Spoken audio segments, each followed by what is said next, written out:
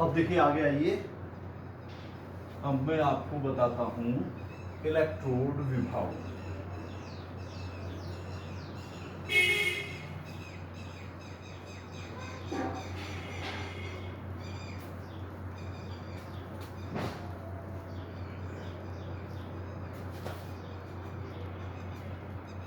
Electrode विभव, electrode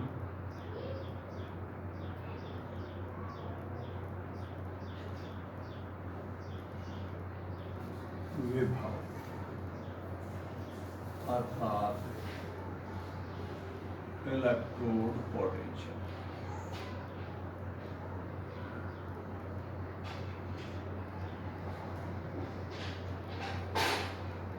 इसे ई से प्रकट करते हैं। समझिए इलेक्ट्रोड विभव को, जब किसी धातु की छड़ को उसी धातु के लवण के जलीय विलयन में डुबाया जाता है तो वह धातु या तो धनावेशित हो जाती है या ऋणावेशित हो जाती है, जिसको बैलेंस करने के लिए उस धातु की सतह के पास विलयन में विपरीत आवेशित आयन आ जाते हैं। इस तरीके से वहां पर एक इलेक्ट्रिकल डबल लेयर बन जाती है, अर्थात आवेश की एक दोहरी परत बन जाती है।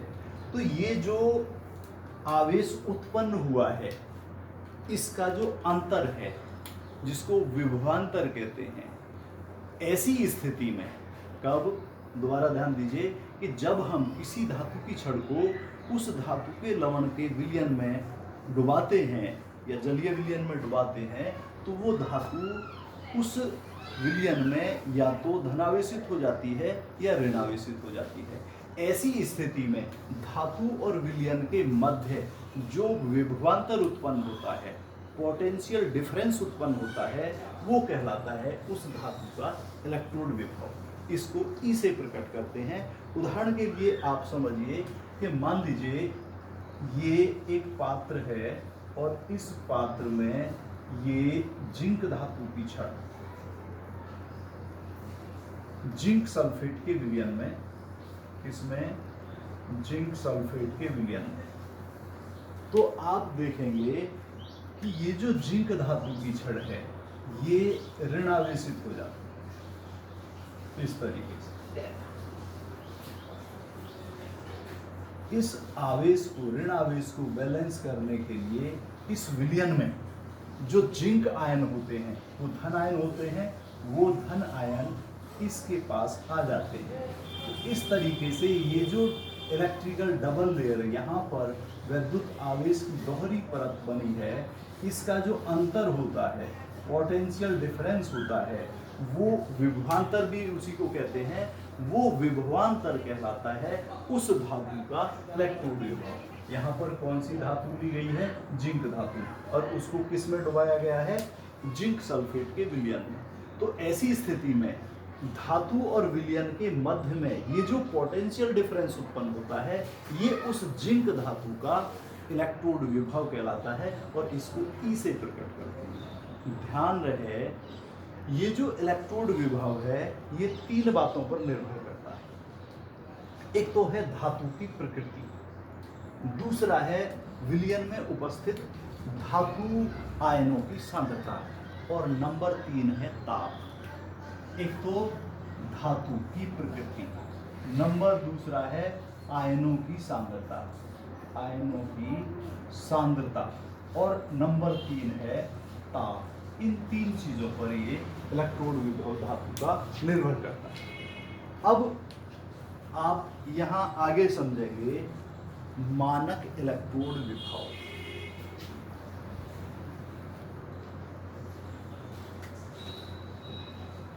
मानक इलेक्ट्रोड विभव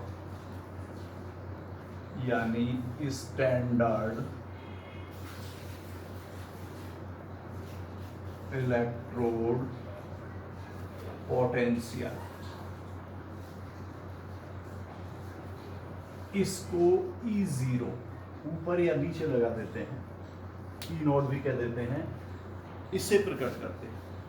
मानक इलेक्ट्रोड विभव यानी मानक परिस्थितियों में धातु का जो इलेक्ट्रोड विभव होता है वो कहलाता है मानक इलेक्ट्रोड विभव। अब मानक परिस्थितियां कौन सी हैं? धातु, आयनों की सांद्रता और ताप। देखिए, शुद्ध धातु को एक मोलर धातु आयन सांद्रता के विलयन में। और तीसरी चीज है ताप। ताप अगर केल्विन में है तो 298 केल्विन, अगर सेंटीग्रेड में है तो 25 डिग्री सेंटीग्रेड। इतने टेम्परेचर पर किसी शुद्ध धातु की छड़ को एक मोलर धातु आयन सांद्रता के विलयन में डुबाने पर जो विभवांतर होता है, उत्पन्न होता है, पोटेंशियल डिफरेंस उत्पन्न होता है, वो उस धातु का मानक इलेक्ट्रोड विभव कहलाता है। तो दूसरे तरीके से शुद्ध शब्दों में इसकी डेफिनेशन एक बार फिर जानिए आप लोग कि किसी शुद्ध धातु की छड़ को 25 डिग्री सेंटीग्रेड या 298 केल्विन ताप पर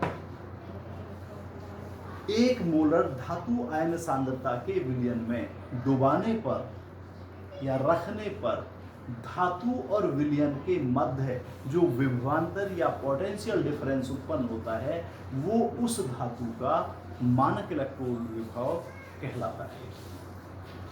मानक इलेक्ट्रोड विभव को एक बार फिर समझिए कि किसी शुद्ध धातु की छड़ को 25 डिग्री सेंटीग्रेड या 298 केल्विन ताप पर एक मोलर धातु आयन सांद्रता के विलयन में डुबाने पर धातु और विलयन के मध्य जो विभवांतर या पोटेंशियल डिफरेंस उत्पन्न होता है वो उस धातु का मानक इलेक्ट्रोड विभव कहलाता है। और किससे प्रकट करते हैं? E0 से। अब इसके बाद में आप समझेंगे विद्युत रासायनिक श्रेणी। बहुत इंपॉर्टेंट है, आपको 11th में भी ये पढ़ाई जाती है और 12th में भी, दोनों ही क्लासों में है ये विद्युत रासायनिक श्रेणी। ये इलेक्ट्रोड विभव और मानक इलेक्ट्रोड विभव ये दोनों भी 11th में भी है और 12th में भी है। तो अब आप देखेंगे विद्युत रासायनिक श्रेणी। विद्युत रासायनिक श्रेणी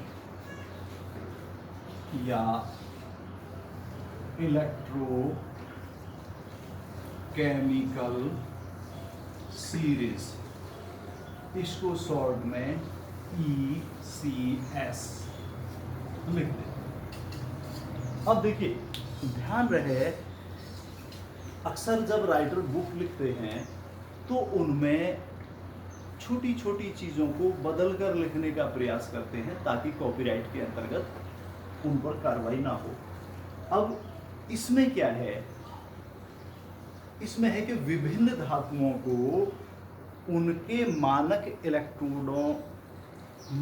इलेक्ट्रोड विभव के, विभिन्न धातुओं को उनके मानक इलेक्ट्रोड विभव के क्रम में व्यवस्थित करने पर जो श्रेणी प्राप्त होती है वो कहलाती है विद्युत रासायनिक श्रेणी।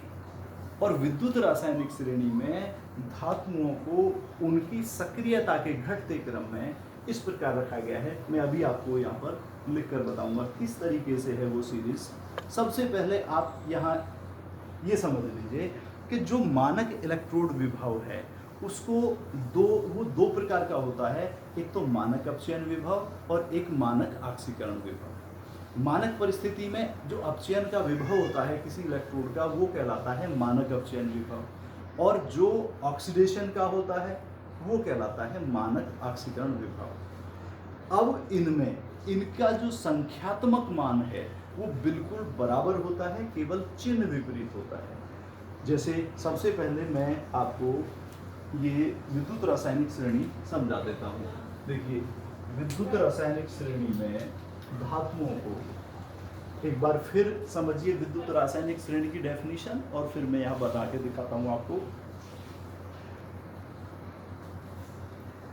विभिन्न धातुओं को उनके मानक इलेक्ट्रोड विभवों के क्रम में व्यवस्थित करने पर जो श्रेणी प्राप्त होती है वो श्रेणी कहलाती है विद्युत रासायनिक श्रेणी। और ध्यान रहे, विद्युत रासायनिक श्रेणी में धातुओं को उनकी सक्रियता के घटते क्रम में, ऊपर से नीचे की तरफ सक्रियता के घटते क्रम में रखा गया है।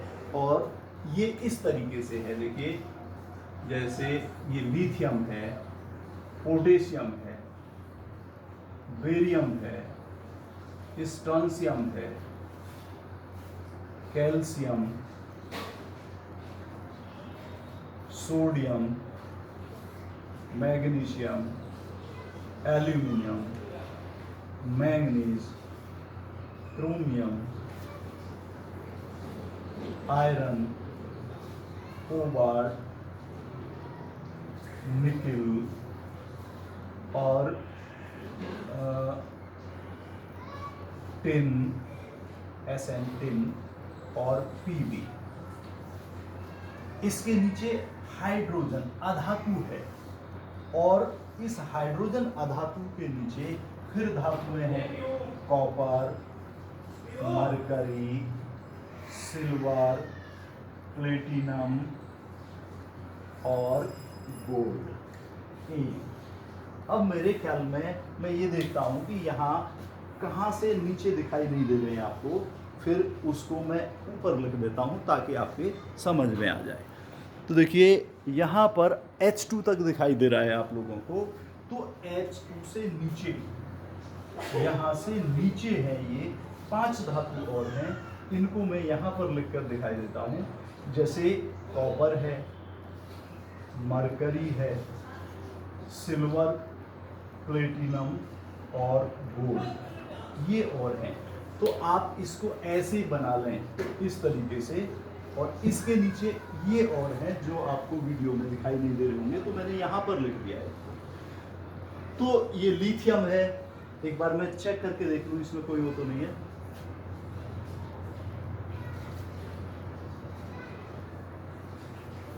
हाँ देखिए, इसमें एक चीज और छूट गई है, जिंक और छूट गया है यहाँ पर। जिंक, मैंगनीज के बाद जिंक है और तब ये क्रोमियम है। ये इस तरीके से है। यहाँ पर देखिए अधातु है एक हाइड्रोजन। अब क्योंकि ये काफी टाइम तक आपको समझानी पड़ेगी, मैं इस क्रम को ऊपर से नीचे तक वीडियो में दिखाई नहीं दे रहा है, तो इसको ऐसे भी लिख सकता हूं, लेकिन ध्यान करना ये श्रेणी इस तरीके से होती है। विद्युत रासायनिक श्रेणी में धातुओं को उनकी सक्रियता के घटते क्रम में इस तरह रखा गया है नीचे को। अब आप ये देखिए, ये तो हो गया धातु का क्रम। क्या है? धातु।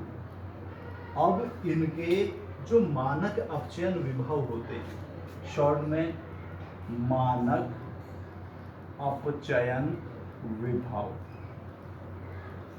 जैसे लिथियम का ही लें हम, तो लिथियम का मानक अपचयन विभव माइनस में 3.04 वोल्ट होता है। तो ध्यान रखें, जो मानक ऑक्सीकरण विभव होता है, मानक ऑक्सीकरण विभव, वो होता है प्लस में 3.04 वोल्ट। तो इनके प्रत्येक धातु के मानक अपचयन विभव और मानक ऑक्सीकरण विभव का संख्यात्मक मान एक समान होता है, केवल चिन्ह विपरीत होते हैं। तो ये आप ध्यान करें। जैसे मान लीजिए पोटेशियम है, तो पोटेशियम का माइनस में 2.92 वोल्ट होता है, तो इसका प्लस में 2.92 वोल्ट होता है। इसका बेरियम का जैसे माइनस में 2.90 वोल्ट है, तो इसका प्लस में 2.90 वोल्ट है। स्ट्रोंशियम का माइनस में 2.89 वोल्ट है, इसका प्लस में 2.89 वोल्ट है। और ये यहां से देखिए, इससे 3.04 से अधिक वैल्यू किसकी है? 2.92 की। तो मानक अपचयन विभव के क्रम में हम देखें तो नीचे को बढ़ता चला जाएगा और यहाँ पर हाइड्रोजन का 0 आता है। और हाइड्रोजन से नीचे ये धातुएं हैं, इनके वैल्यू प्लस में होती हैं, ये प्लस में आना शुरू हो जाता है इस तरीके से बढ़ता हुआ। तो हम अगर आप अलग अलग राइटर्स को देखेंगे तो उन्होंने, किसी ने तो लिख दिया है कि वह श्रेणी जिसमें विभिन्न धातुओं को उनके मानक अपचयन विभव के बढ़ते क्रम में रखा गया है, वो श्रेणी कहलाती है विद्युत रासायनिक श्रेणी। लेकिन दूसरे राइटर ने क्या लिख दिया है कि विभिन्न धातुओं को उनके मानक ऑक्सीकरण विभव के घटते क्रम में। अब देखिए यहाँ से 3.04 से 2.92 वोल्ट कम है तो ये घटता चला गया है, और यहाँ पर हाइड्रोजन का फिर 0 है। और मानक ऑक्सीकरण विभव इनका देखेंगे तो इनका माइनस में आना शुरू हो जाता है। जैसे कॉपर का प्लस में 0.34 वोल्ट है तो इसका माइनस में 0.34 वोल्ट है, इस तरीके से। तो मानक अपचयन विभव के बढ़ते क्रम में है, ध्यान रहे, मानक अपचयन विभव के बढ़ते क्रम में है और मानक ऑक्सीकरण विभव के घटते क्रम में है। तो किसी किसी राइटर ने इस तरीके से लिख दिया है, तो आप ये ध्यान करें, एक बार फिर सुन लें कि हम इनको मानक इलेक्ट्रोड विभव बोलें और मानक इलेक्ट्रोड विभव के क्रम में हो गया, अपचयन विभव के किसमें है? बढ़ते क्रम में, और ऑक्सीकरण मानक ऑक्सीकरण विभव के घटते क्रम में। तो एक बार फिर सुनिए, विभिन्न धातुओं को उनके मानक इलेक्ट्रोड विभव के क्रम में व्यवस्थित करने पर जो श्रेणी प्राप्त होती है वह कहलाती है विद्युत रासायनिक श्रेणी। और विद्युत रासायनिक श्रेणी में धातुओं को उनकी सक्रियता के घटते क्रम में इस प्रकार रखा गया है। तो आप देखेंगे कि इनमें सक्रियता का जो घटता क्रम है वो इस तरीके से है, ऊपर से नीचे की धातु कम सक्रिय होती है। या दूसरे शब्दों में हम ये कह सकते हैं कि जिस धातु का मानक अपचयन विभव अधिक ऋणात्मक होता है वो सबसे अधिक सक्रिय होती है। या दूसरे शब्दों में, जिस धातु का मानक ऑक्सीकरण विभव अधिक होता है, अधिक ऋणात्मक नहीं, अधिक होता है, वह धातु अधिक सक्रिय होती है। और जिसका मानक ऑक्सीकरण विभव कम होता है वह कम सक्रिय होती है। लेकिन अगर मानक अपचयन विभव के क्रम में कहेंगे तो जिन धातुओं का मानक अपचयन विभव अधिक ऋणात्मक होता है या कम से कम होता है वह उतना ही अधिक सक्रिय होती है। समझ आ गया? अब